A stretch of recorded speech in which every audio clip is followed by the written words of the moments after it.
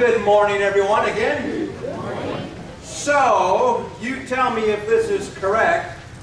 So last week, Stephen spoke, and is it true that you all broke up into small groups and you had to shout different things? Yes. That's good, that's good. Variety is good. I added to shout different things. I think you were in small groups. Where is Stephen? Ah, there you are, brother. Thank you, brother. You're a good man. Love you. So, you have the outline. You go ahead and get the green outline. We're going to talk about it matters what we choose to believe. Most Americans, regardless of whether they are conservative or liberal in their political leanings, generally agree that our country has moved away from what we would call traditionally held values. We are living in a society that says it really doesn't matter what you choose to believe or do as long as you are comfortable with it and as long as it's not hurting anybody. And there's truth to that. I mean, people can do what they choose. They're comfortable with it, fine. Not hurting anybody, fine. Our response as a Christian is this. It really does matter from an eternal standpoint what you choose to believe and do. According to a very recent George Gallup poll, you're familiar with the Gallup polls, so this is from May of last year, so it's not very old. It was done during the presidential race. It's at 73%. They said morality is on the decline, and it is as much as a problem as the economy. I thought that was very interesting. Now there's a fellow who works at Gallup by the name of Frank Newport, and he analyzes the data, and he said that we have learned 5 things about American moral values, and I'm going to share 2 of them because the other 3 are more or less assimilated into the lesson. Number 1, he said this: shifts toward more liberal attitudes on social issues occurred across the age spectrum, not just among young people. So sometimes when we think of shifts of values, we think of just young people, but he said that it has occurred across the age spectrum. Then number 2, the largest shifts have been related to the gay and lesbian lifestyle. Those are where the largest attitude shifts have occurred in American society. And this morality crisis that we are in can be seen in 5 areas: politics, business, entertainment, education, and religion. And if I ask you on your outline to write down one scandal in any of those areas, you probably would not have very much trouble doing so. So there are a couple of questions that we want to deal with. Number 1, what is the real cause of moral decline within our society from a Christian worldview perspective? And number 2, what should be my response as a Christian? So let me give you a summary of everything I'm going to say in one sentence. We, and I don't mean in this church, I'm using the plural pronoun to represent our culture. We no longer value traditional moral truth in America. We value convenience. We want to know, will it make my life easier? It's not so much is it right or wrong, but is it going to make my life easier? So there has been a tremendous shift in values since the end of World War II. We'll go with 1945. 75 years ago, there was general agreement about basic morality. Today, it is quite different because there is an entire generation or two that they really don't know the difference because they haven't been taught. And so what happened? How could we decline morally so quickly because we are a relatively young nation of 250 years, and it's not that old compared to countries in South America and Africa and Europe? Well, there have been three very destructive philosophies that have replaced basic moral truth in America. Number one is what is called individualism, and we're not talking about individualism as if you're going to get up every morning and you're really going to work hard and you're going to make a success out of your life. We're not talking about that kind of individualism. That's good. But individualism as a philosophy, as a body of belief, it says, I live only for myself. There is really no objective moral truth. Morality is based on how I feel.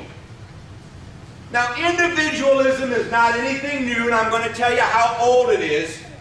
It goes back to Adam and Eve. That would be pretty old, right? Pretty old if it goes back to Adam and Eve when they made that decision, we're going to do our own thing regardless of what God says and eat of the fruit of the tree. And if you want to read about the dark ages of individualism, read through the 21 chapters of the book of Judges. This is Judges 21:25. It says, in those days, Israel had no king. So really what it means is there was no authority. No authority. What happens when there's no authority? It says people. So people did whatever seemed right in their own eyes. So everybody did what they thought was right. There was no standard, no rule, no law, no absolutes. And you know what the result was? Anarchy in the nation of Israel. And there are several passages that said that it was dangerous to walk down the road. You were not safe anyway. So there has to be a basic moral objective standard in order for peace to exist within a society, within a civilization. So individualism. The second one is secularism. Secularism, and I can summarize it in 3 words. God is unnecessary. Now we can't confuse it with atheism. It is not atheism. Don't say it's atheism, because secularism doesn't mean I don't believe in God. There are a lot of secular Christians. In fact, there are some people who refer to themselves as a secular Christian. They believe in God, the existence of God, but they really don't feel like God is doing anything for them in their lives. Over the past 75 or 100 years, we have been systematically removing God from every area of public life. We are removing him from the public school system. We are removing him from the government. We are removing him from the justice area. We have reduced God to Sunday morning so that he is now a much smaller piece of the pie than he used to be. If you can think of a pie, God is a relatively small piece of that pie. 75 years ago, there were many public schools that had the 10 Commandments on the wall. It's not like that anymore. Are the 10 Commandments so bad? Are they that bad that we can't have them?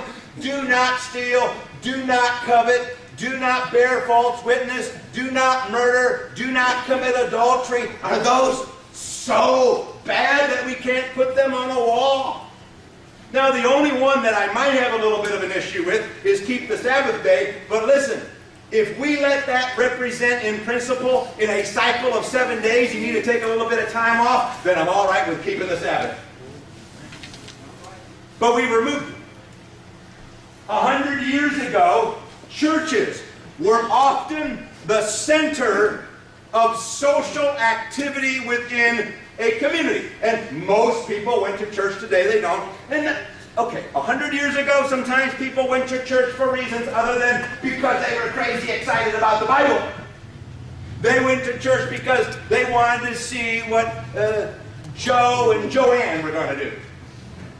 But even the church being a social center, people were still exposed to basic Bible teaching and morality.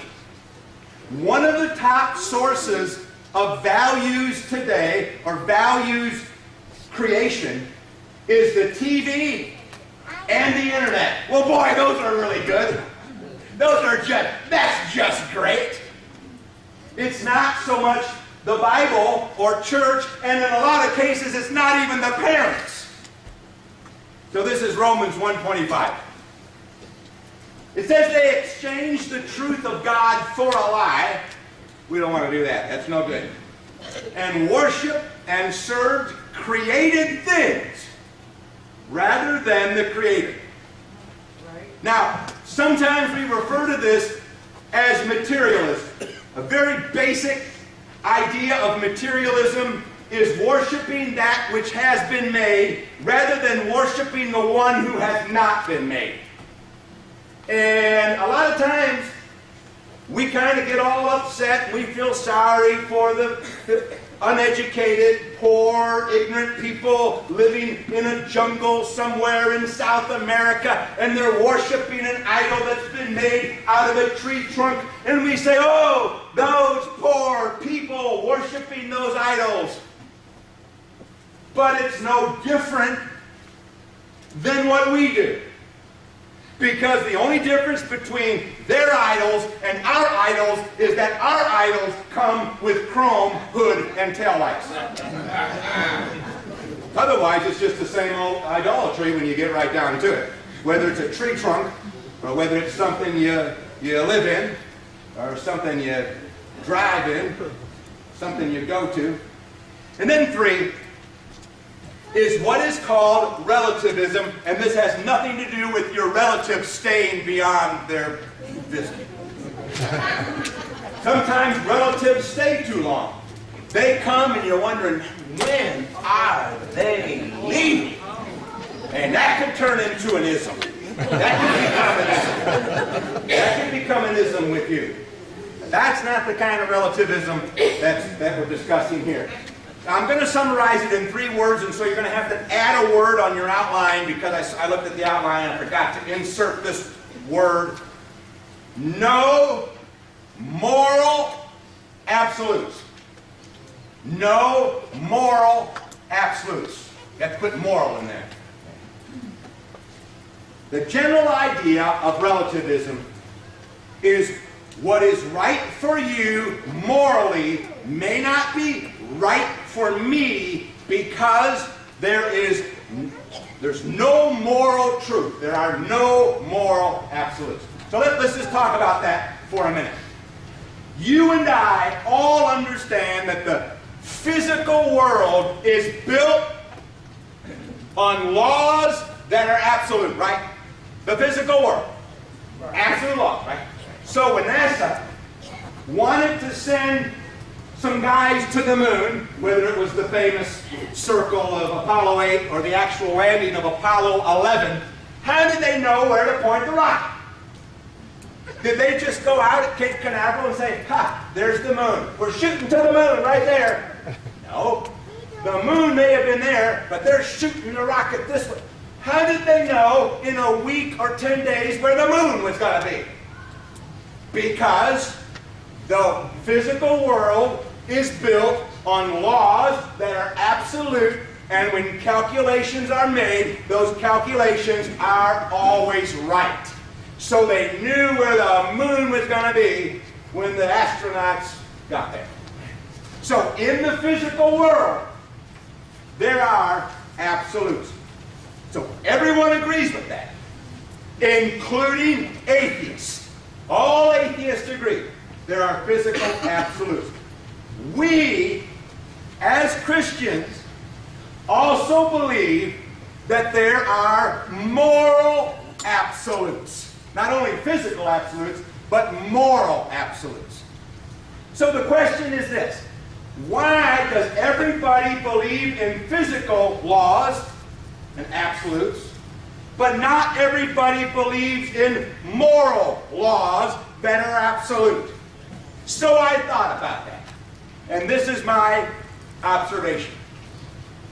People can violate moral absolute laws and not always have to immediately suffer the consequences for it. If a person jumps off of a bridge, the result of that decision is immediate and it is predictable and there are no exceptions. If a person chooses to lie, cheat, and steal, sometimes they get away with it. And sometimes there are no consequences. So you have to believe in the physical absolutes, but sometimes people don't believe in the moral absolutes because the consequences aren't always immediate. So this guy, Carl Henry, he wrote a book called The Twilight of a Great Civilization. It was written in 1988. Does that seem like a long time ago? In a way, but not in a way. I'm thinking, man, 88, it wasn't like that long ago, but like 30 years ago. Yeah, right, 88. So this is back in 88. He said there is a new barbarism. That's just a code word, meaning a low point in our culture. This barbarism has embraced a new pagan mentality, not simply rejecting the legacy of the West, but embracing a new pagan mentality where there is no fixed truth. That's 1988. You want to go? I actually have a quote that's earlier than 1988. I have a quote from 50 AD. That'd be the first century. You ready for Paul? This is what Paul said. This is Ephesians 4. They are hopelessly confused. Their closed minds are full of darkness. They are far away from the life of God. Watch this. They don't care anymore about right and wrong. So, how did we end up in the situation that we're in? There are 5 intellectual leaders who still profoundly affect modern American thought and the direction of this country.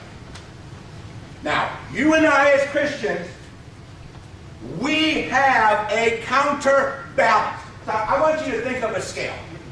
Okay, here's a scale. I should have sent a picture of a scale. Here's a scale. You see the scale? Look at here, at the scale. Here's culture. Coming down here, here's culture, right here. This is culture. This is the weight of culture. And you know what? You and I have a counterbalance. Oh, here it comes back, here it comes back, here it comes back, here it comes back. Okay. Culture says this. You and I can check it out.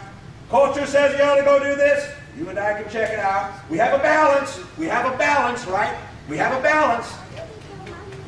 Not, thank you. I think you all appreciated that illustration. Not everybody has the counterbalance.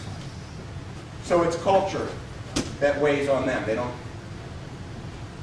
The first guy, and I have him first because he's really at the foundation of our very modern civilization.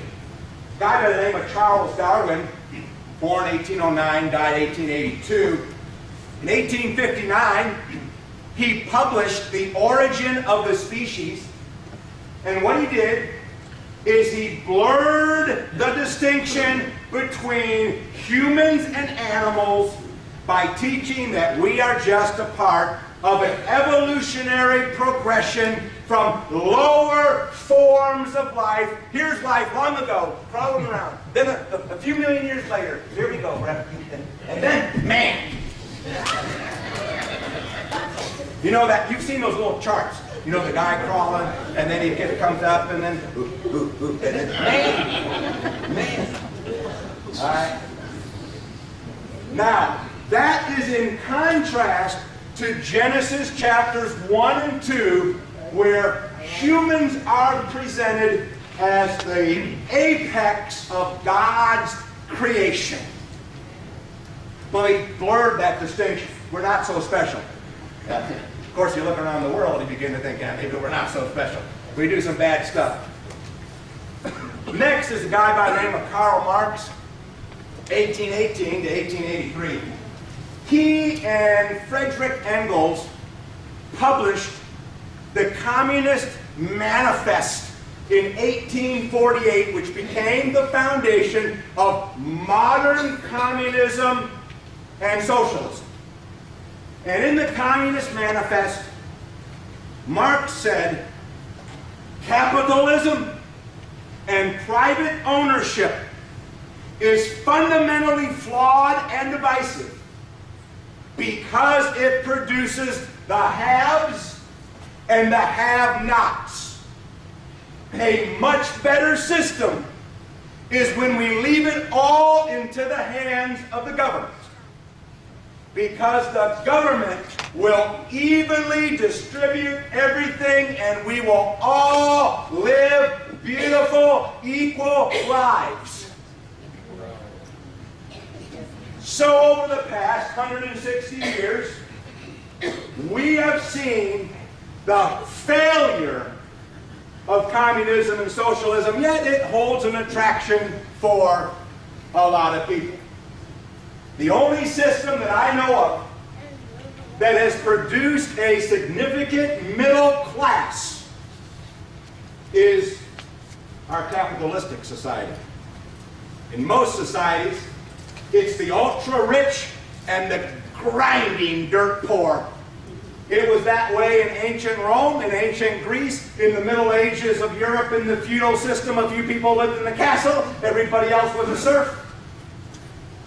But people still want to be attracted to socialism.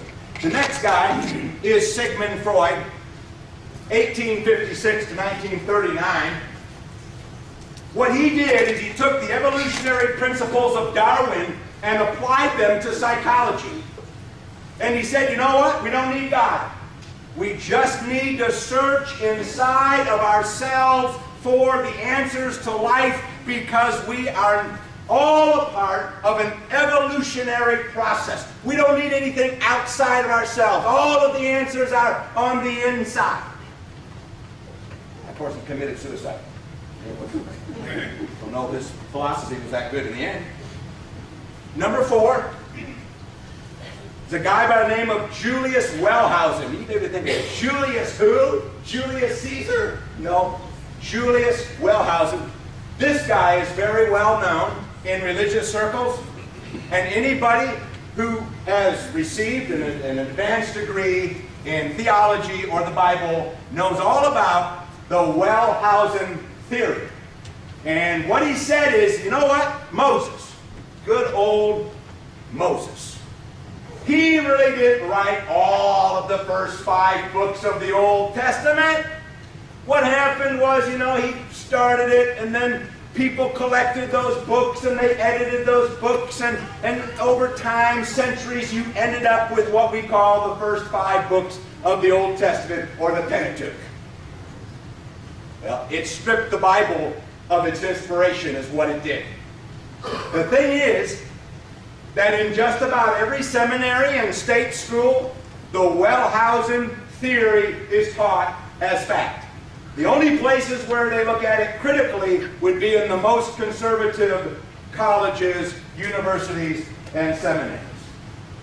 And then the last guy is a fellow by the name of John Dewey, He's sometimes called the father of American education. He published his first work in 1899 called The School and Society. He was a co-signer of the Humanist Manifesto in 1933, which basically says we are in charge of our own destination. And he applied Darwinian evolution to public education. And he said, we don't need any authority above ourselves. We definitely don't need the Ten Commandments on the wall. The Ten Commandments aren't going to do anything for us. We can figure education out on our own through the process of trial and error. And his philosophy is very anti-biblical. And so, all of these influences have come down on our nation.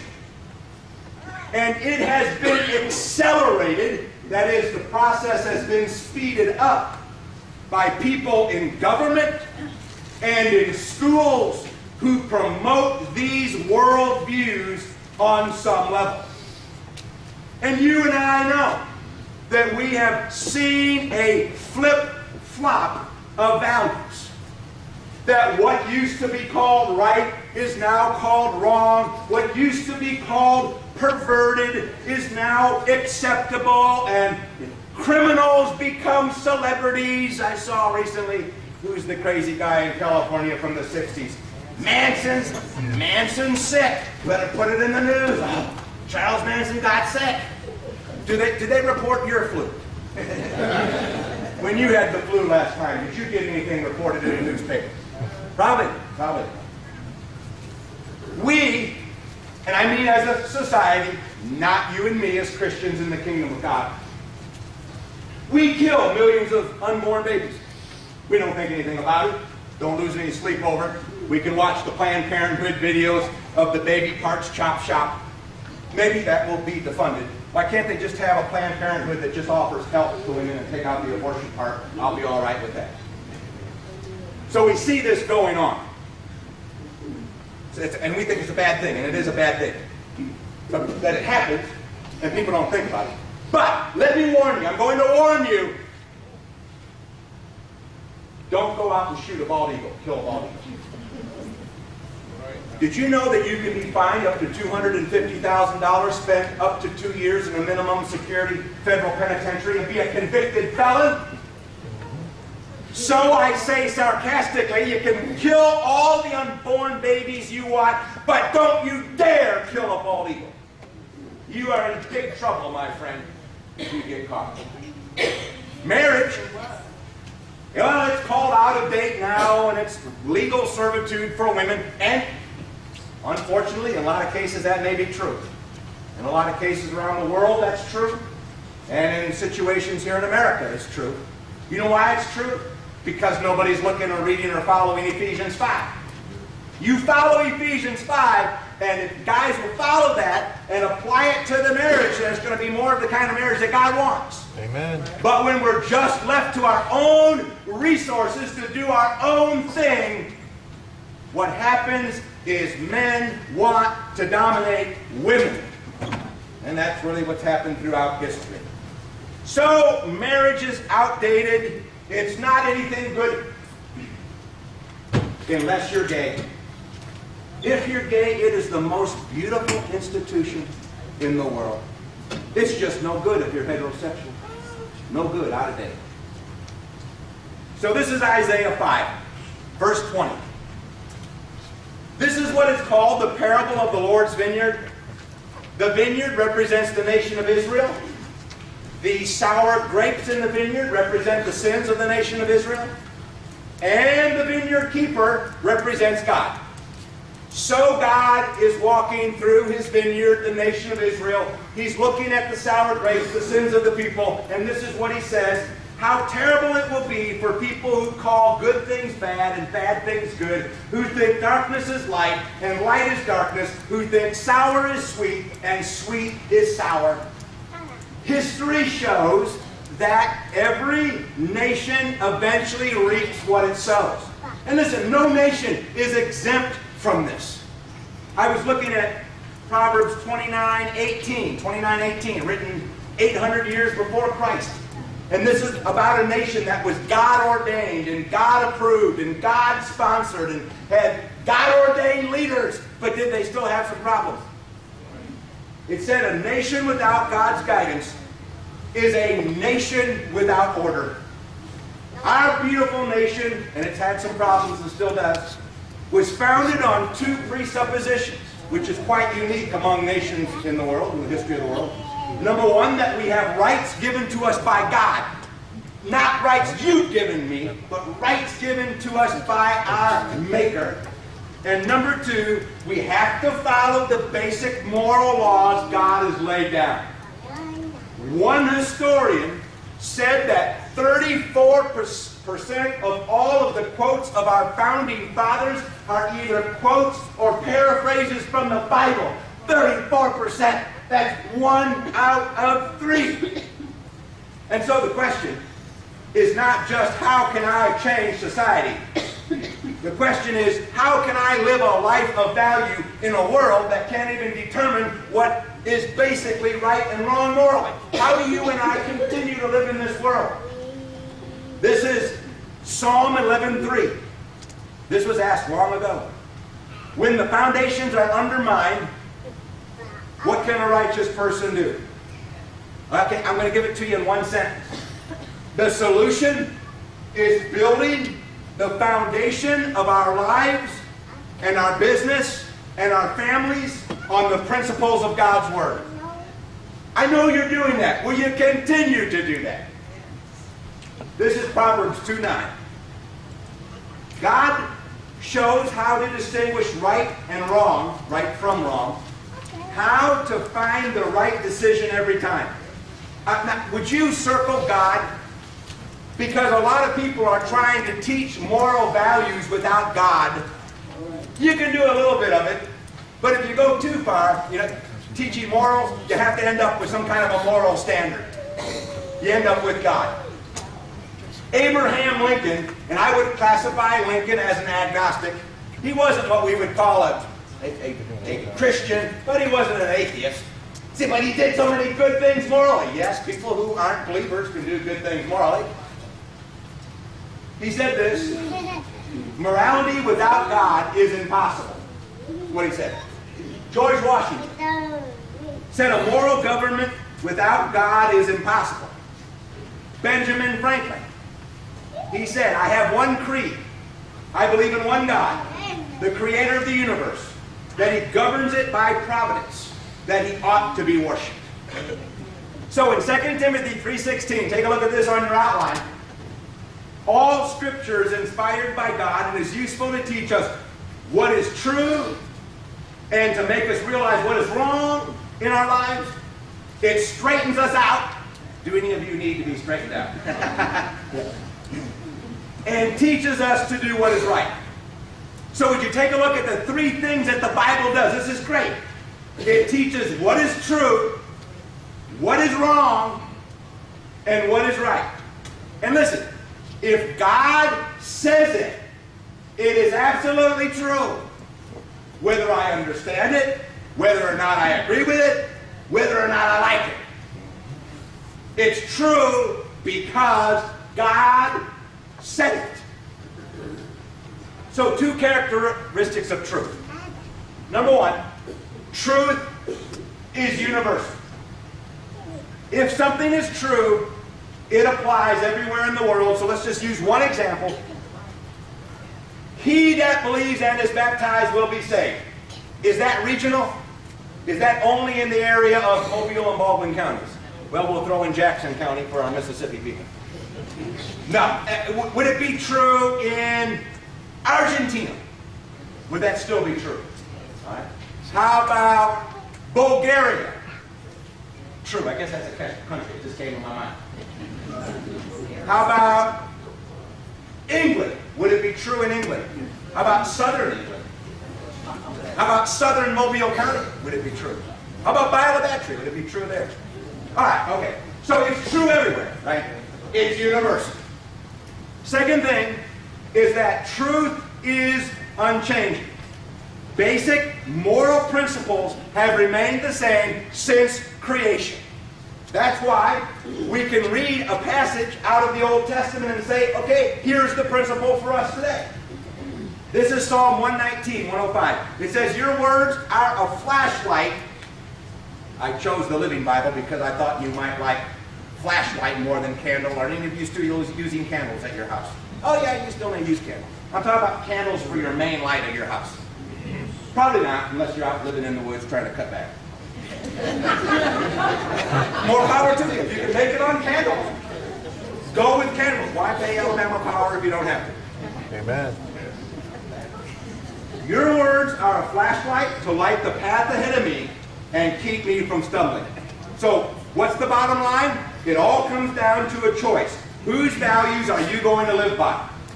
Now, we have three choices: an internal source, an external source, or an eternal source. You can choose a value system based on what you feel and what you believe is right. And listen, feelings have a place because God has given us feelings. Just be aware that you need to exercise caution when it comes to basing everything you believe and do religiously on feelings. Proverbs 14:12, there is a way that seems right to a person, but the end is death. Jeremiah 17:9, the heart is deceitful. So just be aware of feelings. You can choose a value system that is based on culture. What is popular and what are most people doing? What's going on at TMZ? Okay, I read TMZ, I'll admit it. I kind of like some of the stories on the Hollywood people. It's my business. Listen, it's right for me. Okay? Well, some of you know what I'm talking about. You sneak those, and when I've seen some of you checking out at the store over at Walmart, and you were looking at the magazines over on the rack. World and Inquirer and so-and-so gives birth to a monkey or something. I've seen you looking at those. I've looked at them. Bought one or two. I bought the one that said the world was going to end, but that was several years ago. We're still here. You can choose a value system that's based on God's Word because His truth is absolute, universal, and unchanging. So a long time ago, there was a guy by the name of Joseph Stalin. He died in 1953. He was the leader of communist Russia during the 1920s, the 30s, and through World War II. In 1967, so this is about 20 years out from World War II. In 1967, Stalin's daughter defected to the United States. She landed in New York, and this is what she said at some point. I don't know if it was immediately. This is what she said. I found it impossible to exist without God in one's heart. I came to that conclusion myself without anybody's help or preaching. That was a great change because since that moment, the main dogmas of communism lost their significance for me. I have come here to America to seek the self-expression that has been denied me for so long in Russia. Wow. Then she stayed a while. Then she went back and became a citizen of Russia again. Why have we talked about this at the beginning of the year? I decided that I would wait to the end of the lesson to answer that question. Because you matter to God. And your family matters to God. And if they don't receive moral training here, and hopefully some at school or at home, then where are they going to get it? Where are people today going to get moral training? So I am calling on you to do something. I want to call on you to support the moral ministry of this church. I'm not talking about the physical budget. Oh, we have a lot of time for that this year. I'm talking about the moral ministry. This congregation represents a body of morality, a body of belief that we believe is biblical. I'm calling on you to continue to support the morality of this congregation and what we stand for. So this is 1 Timothy 3:15. Paul to his associate Timothy. Even if I am delayed, you will know how to live in the family of God. Now watch this. That family is the church of the living God, the support and foundation of the truth. Whoa, take a look at that. The support and foundation of the truth. Did you know? Yes, you know that. We are the support and the foundation of moral truth. You know what's so interesting is the context this is written in. This was written to Timothy, who is in the city of Ephesus. And in Ephesus, do we have our picture? In Ephesus, there was one of the 7 wonders of the ancient world, the temple of Diana, the temple of Artemis, 450 feet long, longer than a football field with the end zones, 120 columns. Now, I don't know how many Christians there were in Ephesus. Let's just say they were meeting in 5 house churches, okay? So here you have a group meeting in a house church, and you get this letter from Paul saying, the church is the pillar and the support of the truth. Man, I thought Diana's temple was the pillar and support of the truth. Not this little small group of people over here, but the beautiful temple. Isn't that the foundation of all truth? No. Appearance is not always reality, is it? So I just finished this study from Wednesday nights, and I have a section in it. And I asked the question, why did the church grow so rapidly during the first 3 centuries of its existence? At times there was persecution, but not always. And there were the 3 reasons. Number 1, the church provided moral guidelines. A lot of people were looking for moral guidelines. Pagan religions did not provide moral guidelines. You wouldn't find moral guidelines the Temple of Diana, not like in the Bible. That was attractive to people. Number 2, it offered equality to women and slaves. Roman society didn't offer that. There's the passage in Galatians 3 relating to our salvation. There is neither Jew nor Greek, neither slave nor free, neither male nor female. Anybody who wants to be baptized, we are all one. And the third thing is it offered a personal relationship with God. The gods and goddesses of Rome and Greece didn't offer any of that. They were far distant and detached from people. We serve a God who became flesh. John 1, been studying that in Henry's class this Sunday morning. Became flesh and tabernacled among us. Dwelt among us. We serve a God who's close to us and who cares about us. So nothing is more important than your relationship to the Lord Jesus Christ. And I appreciate your faith and your Christianity so much. It's just so encouraging to see. I know you have things going on in your life, and a lot of the stuff going on isn't that great. Probably 79% of it you'd rather do without. But you're here, and you stay dedicated, and that's a beautiful thing. And so we want this year to continue to represent biblical, moral truth to the community and to anybody who will listen to us. So Stephen is going to lead us in an invitation hymn.